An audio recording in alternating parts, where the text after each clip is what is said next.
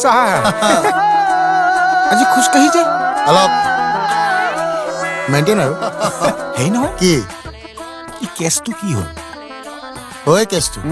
এইবিলাক কেছত মাথা মাৰি থাকিব নোৱাৰিও পঞ্চায়তৰ পৰা যদি সোধে মই ক'ম আৰু ইনভেষ্টিগেশ্যন চলি আছে সেইবিলাক বাদ দে অ' ছাৰ এই এনেকুৱা লেঠা শেষ কৰিব পৰা কেছেই যদি হয় মোকো এটা ডাঙৰ সুযোগ নিদিয়ে কিয় একেবাৰে মালামাল হৈ যাম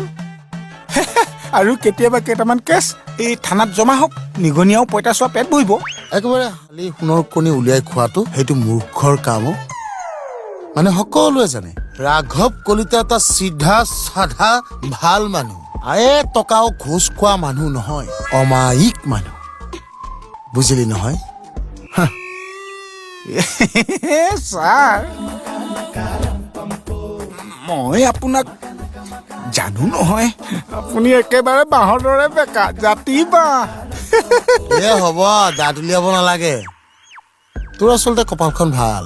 মোৰ নিচিনা পুলিচ অফিচাৰ এটা পাইছো বুজিলি বেলেগ পুলিচ অফিচাৰ হলে তোৰ পৰা এইফালে মালটো ললে হয় লকআপত নি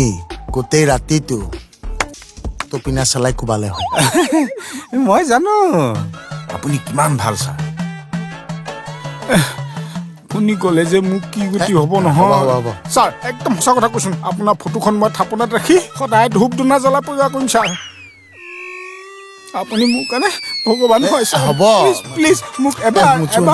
কৰিবলৈ সুবিধা দিয়ক ছাৰ মই ভগৱান নহয় সুবিধা দিয়ক ছাৰ হ'ব দে ছাৰ আৰু অকণমান হ'ব দে এনেকুৱাই বুজি পাইছো ভক্তিটো এনেকুৱাই হয় হ'ব দে মই তোক লগ পাম আকৌ কামটো চলাই আছো নহয় হয় ছাৰ চলাই থাকিবি দেই ছাৰ আহো দে ভক্তি